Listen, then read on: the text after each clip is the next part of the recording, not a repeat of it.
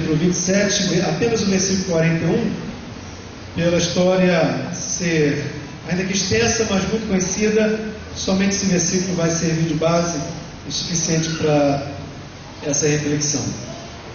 Gênesis 27, 41. Achamos? Amém. Amém. Vamos então fazer juntos essa leitura? Digamos: Esaú passou a odiar a Jacó. Está diferente, né? Com vocês, irmãos.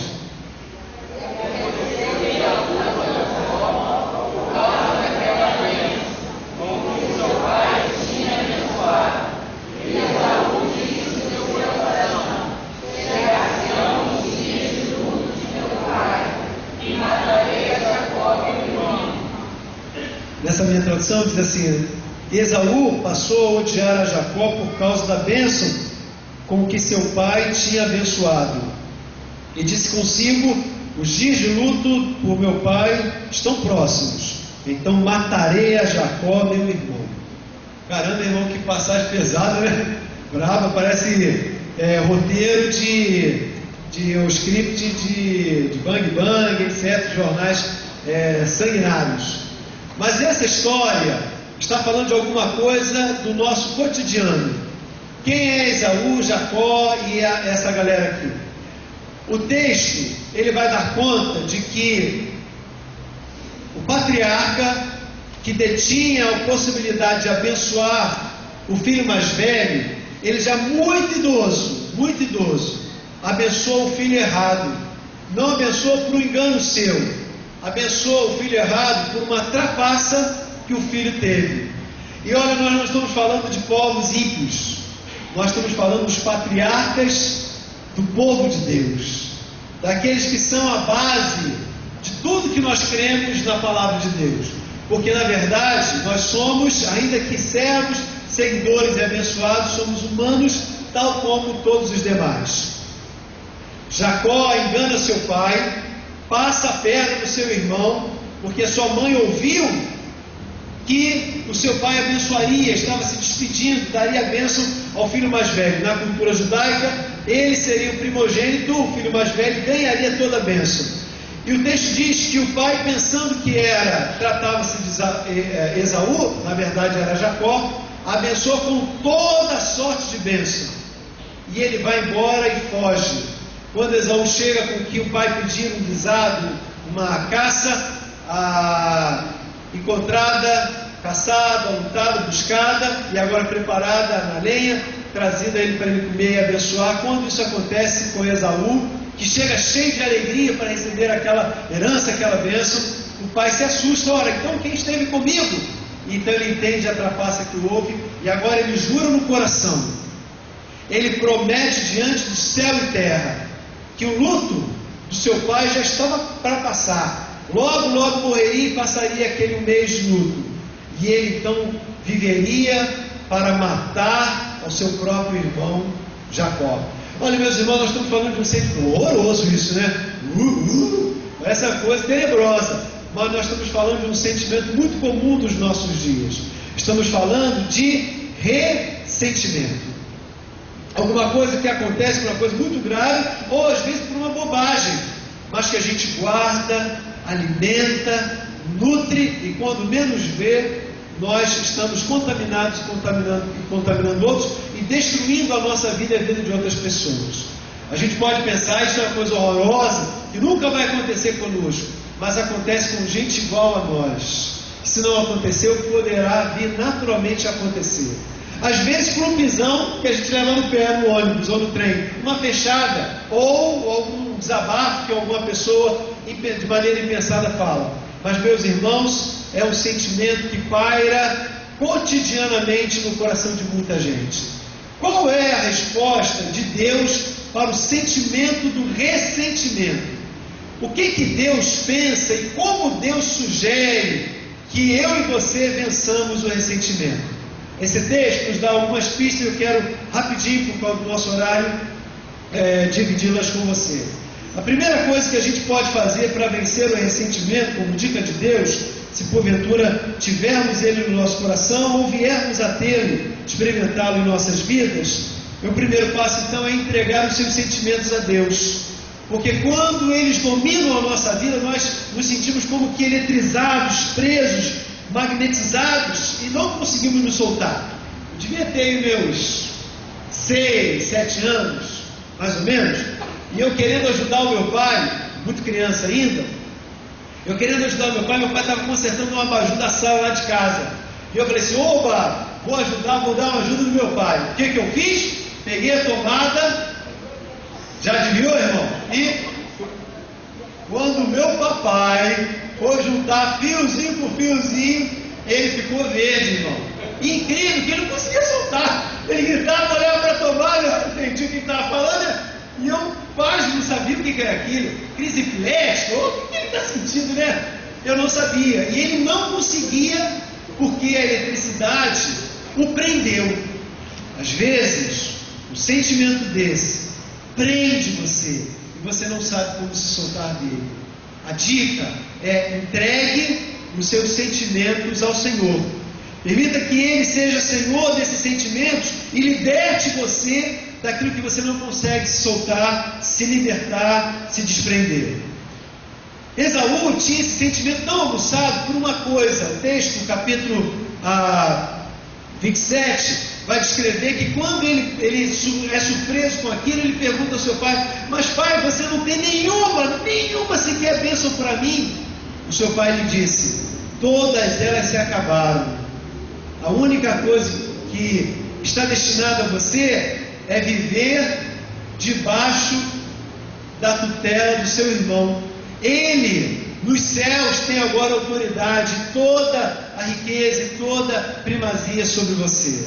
E ele voltou a repetir: pai, não sobrou nenhuma bênção para mim? O seu pai disse: nenhuma.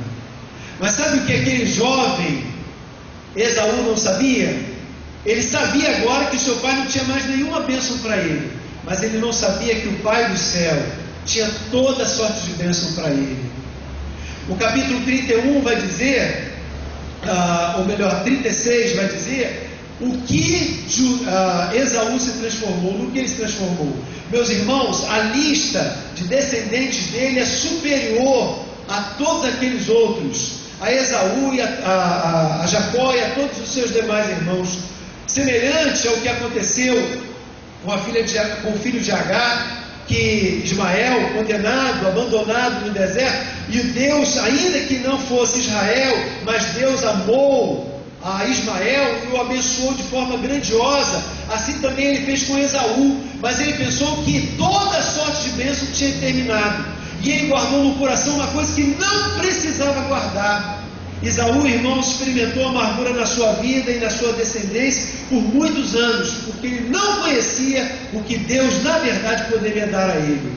Às vezes, porque uma palavra, um sorriso, ou melhor, um olhar, uma expressão, alguma coisa que fazem contra nós, a gente pensa que é o final de tudo. Mas se eu tenho a disposição nessa noite de entregar os meus sentimentos ao Senhor, entender que Ele tem mais coisa a dar a mim do que aquilo que aconteceu conosco, comigo, com você, com cada um de nós, nós vamos entender, irmãos, que coisas muito melhores vão de acontecer. Se você fizer uma lista do que Jacó viveu e recebeu com que Esaú, meus irmãos, quando os dois vão se encontrar no capítulo 36, no capítulo 33, 32, Jacó tem a briga com o anjo, e se preparando para se encontrar e morrer, porque ele encontraria logo ao seu irmão no capítulo 33, e tudo indicava que Esaú mataria, aniquilaria a Jacó e toda a sua descendência. Jacó traz toda a sua riqueza para colocar nos pés de Esaú para fugir da ira dele. Só que, meus irmãos, Esaú tem riqueza 3 vezes maiores do que a de Jacó. E ele tem não só alguns homens como Jacó tinha, mas Esaú tem um exército inteiro. Ou seja, meus irmãos, Deus abençoou tanto a Esaú, tanto, que ele não precisava passar um dia de amargura e de tristeza, porque o que Deus tinha preparado para ele era muito grande, muito maior. Por isso, meus irmãos, a palavra de Deus está dizendo que se porventura o ressentimento abrigou no meu coração, no seu coração, a primeira coisa a fazer é entregar os meus sentimentos, seus sentimentos a Ele. O princípio é nós não alimentarmos ressentimento no coração. A palavra vai dizer em Efésios 4, versos 26 e 27, irai-vos, mas não pequeis. Vamos dizer juntos? Irai-vos, mas não pequeis, não deixeis, não se ponha o sol sobre a vossa ira. Essa palavra está mencionando que eu até irar-me é normal, está dentro da minha natureza, da possibilidade, das minhas condições humanas, mas não é inteligente deixar com que isso se alimente, nutra o sentimento doentio na minha vida. Por que, meus irmãos? Porque quando eu entrego os meus sentimentos a Deus, Deus os transforma. Então, o controle deve ser dado a Deus. A gente pode pensar assim, pastor, mas eu até gostaria de viver isso, mas eu não consigo ter controle sobre ele. Não sei se você tem filhos pequenos ou adolescentes, provavelmente nesse quadro muito mais típico. Quando a família se reúne na sala para assistir televisão, o que mais costuma ser disputado? É o controle. E quem tem o controle, remoto lá na sua mão, vai acionar, tirar, acrescentar, aumentar o volume, trocar canal, ele tem o controle. O convite, olhe para mim, por favor, querido. O convite é que você entregue esse controle nas mãos certas. Se você não sabe lidar com ele, com os seus sentimentos, o convite é que você entregue em quem sabe fazer por você, por uma razão básica. Se eu não sei controlá-lo, Deus saberá e Ele transformará a minha vida através do seu poder. Segunda sugestão que esse texto me dá: se eu não consigo conter-me e administrar os meus sentimentos, o meu ressentimento, eu devo não só entregar os meus sentimentos nas mãos de Deus, mas eu devo acertar a minha vida com Ele. Jacó vai se encontrar com Esaú. A situação foi tal que todos os caminhos convergeram para que eles se encontrassem. Esaú buscou, mas não conseguiu encontrá-lo por anos, procurando. Capítulo 32 de Gênesis, Jacó está entregando os pontos. E olha, irmão, Jacó, ele não valia muita coisa mesmo não. Porque ele tanto não valia, que em vez de pelo menos nessa hora ele ser corajoso e admitir o seu erro e encarar o seu irmão, olha o que ele fez. Ele pega primeiro suas esposas, daquela que ele mais amava, aquela coloca bem na sua frente. Depois vem os filhos de ordem decrescente, depois as empregadas, depois os empregados, depois os animais, depois os últimos empregados carregando em burros, em animais, toda a sua riqueza. E diz assim: passem o rio, depois eu vou após vocês. Não vale nada, né? Não vale nada. Ele bem que mereceria uns bons beliscões, né? Merecia. Porém ele vai em direção e para no entardecer no vale de Jaboque.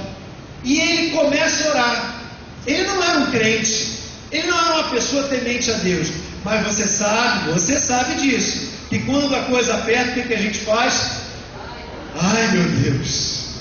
Ele dobra o joelho no vale, em Jaboque, e começa a orar. Quando ele percebe que é um homem, o texto não explica, é um anjo, mas não explica como é que é esse anjo. Mas Jacó não vê um anjo, vê um homem, e ele começa a lutar com aquele homem, pedir. Aquela súplica, aquela oração começa a transformar em expressões físicas. Não dá para entender bem, mas daqui a pouco, irmãos, está anjo e Jacó brigando, e ele clama, tanto que o anjo começa a amanhecer. O anjo tem que ir embora, e ele diz: olha, já amanheceu, me largue. E Jacó diz: eu não vou lhe largar enquanto você não me der a tua bênção. Então, meus irmãos, o anjo toca na coxa, na junta dele, e ele fica manco, e aí finalmente larga o anjo. O que estava acontecendo ali, irmãos? Uma oportunidade dele clamar ao Senhor. Se talvez alguma coisa exista dentro do seu coração que você não controla, que você não sabe, um impulso, um vício, um mau costume, um hábito que você não consegue se largar, um ressentimento ou alguma coisa que você não tem controle dela, e essa coisa está destruindo a sua vida, a sua vida espiritual, a sua vida física, pondo em risco a sua família. A palavra de Deus diz que em primeiro lugar você deve entregar isso ao Senhor, o seu sentimento ao Senhor. Em segundo lugar, você deve botar a sua vida limpa diante do Senhor. Jacó sabia que não tinha tempo. Jacó sabia que não tinha tempo. O amanhã dele já estava descrito. E ele entendia e tudo dizia que ele morreria. No capítulo 32, irmãos, Esaú odeia o seu irmão. Ele diz: agora, ao longo desses anos todos, se cumprirá, e eu matarei o meu irmão. Essa é a descrição do capítulo 32. No Vale de Jaboque, naquela madrugada, acontece alguma coisa tremenda, que isso muda. Muda o coração de Jacó.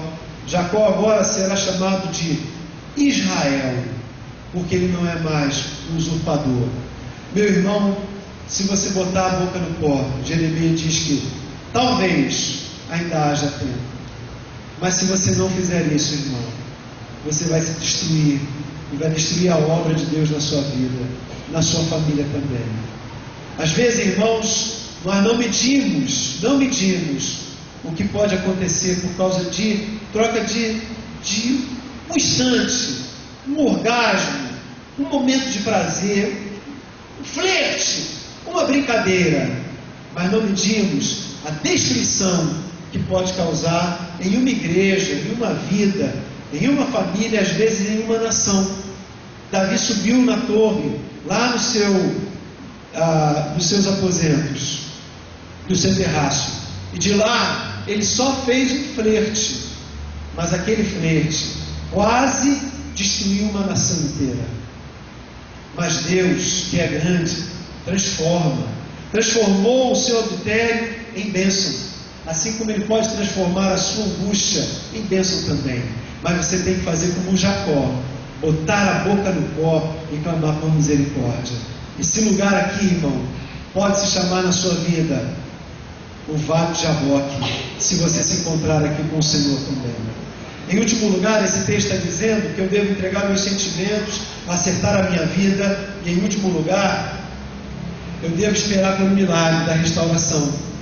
No capítulo 33, verso 8 e 9, diz que Jacó agora está diante, amanheceu o dia, não tinha mais como fugir. O exército inteiro, armas, homens, tudo para pegar aquele homem só. Jacó, temendo, fala com Esaú: meu senhor. Ele nem levanta os olhos para ele. Esaú está em pé no seu cavalo, e ele, ajoelhado, diz: meu senhor, está diante de ti toda a riqueza que eu possuo, para ver se for possível a sua ira contra mim seja aplacada, e eu possa ter o seu perdão pelo erro que eu cometi. O seu irmão ri do alto do cavalo, aquele que jurara matá-lo, e diz: meu irmão, o que tu fazes aqui com essas juntas de boi, com esses tesouros e com essas pessoas? Para que isso? E ele então repete: é para expressar o meu pedido de perdão. E ele então abençoa, na virada daquela noite, ele abençoa o seu irmão e o leva em paz, é ele em segurança e toda a sua família. Sabe, irmãos, nós não entendemos o que aconteceu no Vale de Beraca, mas uma coisa eu sei: aconteceu um milagre na vida de Jacó e na vida de Esaú também. No capítulo 32 ele odiava e queria matá-lo, mas no capítulo 33 ele desce do cavalo, levanta seu irmão, o beija e o leva seguro até a sua terra. Quem faz isso? Só o Deus das transformações. Talvez eu olhe para o que eu estou vivendo e não consiga enxergar no amanhã. Talvez você esteja cheio de razões para aguardar o que pensa. Entende que todas as justificativas estão ao seu favor. Mas a Bíblia está convidando você a entregar o que é seu direito, o que a sua razão, a sua justiça, e morrer para ela e entregá-la como um direito de Deus. Sabe por quê, irmão? Porque antes de você merecer e ter qualquer valor, qualquer direito, Jesus morreu pelos meus pecados, pelos seus, e Ele quer fazer hoje a restauração. a substituição. Ele já pagou o preço e Ele quer tomar de você o seu fardo e colocar sobre a sua vida o dele, que é um fardo leve e suave. Quero convidar que você feche seus olhos por um instante apenas. Eu quero que você ore ao Senhor. Coloque diante do altar do Senhor, se for uma mágoa, um ressentimento, um estilo de vida que não agrada ao Senhor. Ele está aqui, irmão, igual estava naquele vale. E se Ele fez na vida de Jacó, operou na vida de Esaú, Ele vai fazer na sua vida também. Bote a boca no pó da sua alma, querido. Explique o que está acontecendo. Confesse e abandone no altar do Senhor.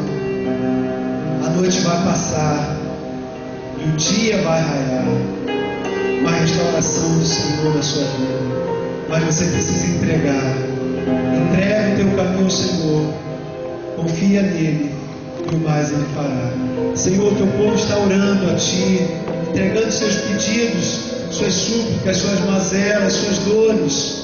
Ó Senhor, ministra agora com o Teu Espírito Santo a Tua bênção sobre cada uma dessas pessoas. E faz, ó Deus, no amanhã a restauração. Nesse coração agora, nesse momento, uma nova vida, uma nova razão de viver, uma nova confiança em Ti. E lá do outro lado, em quem está envolvido nessa história, produz também o mesmo milagre, Senhor, para que haja restauração no coração do outro, e que isso seja para a honra e glória do Teu nome. Pela fé, nós olhamos a Tua bênção sobre essa vida, e nós, no reino dos céus, no mundo espiritual, nós quebramos qualquer cadeia que tenha sido ataviada, construída, amarrada sobre esse sentimento, pois nós estamos fazendo isso sobre a tutela do Espírito Santo e sobre o preço do sangue precioso e maravilhoso, e salvador e purificador, o sangue de Jesus. Pois nós assim oramos agradecidos em nome de Jesus. Amém, Senhor, amém. De olhos fechados ainda, você que orou ao Senhor, entregando esse assunto diante do Senhor e crê que Deus operou na sua vida, levante a mão. Estamos todos de olhos fechados. Que você crê que o Senhor operou na sua vida nisso. Glória a Deus. Agora eu quero convidar que todos fiquem em pé, todos nós. Abra os seus olhos e olhe para o irmão que está do seu lado. Olhe para ele. E eu quero convidar que você convide ele a crer naquilo que o Senhor vai fazer. Nós cantamos aqui, irmãos, que grandes coisas o Senhor vai fazer por nós. Então, incentive ele. Diga, irmão, o Senhor vai fazer grandes coisas na sua vida também. Amém?